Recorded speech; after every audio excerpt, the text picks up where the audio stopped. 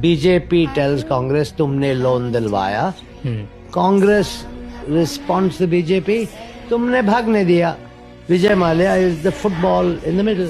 हा माणूस कधी काळी भारतातला सगळ्यात फ्लॅशी बिझनेसमन होता.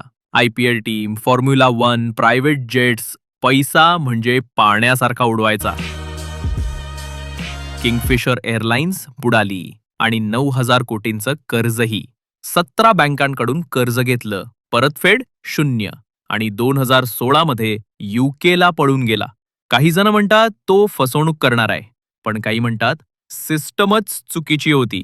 सर्वात धक्कादायक गोष्ट, मल्ल्याचं स्वतःचं विधान, मी भारतात परत यायला तयार आहे. लपलेली सत्यता, जेव्हा कंपनी तोट्यात होती तेव्हाही बँकांनी त्याला कोट्यावधींचं कर्ज दिलं होतं.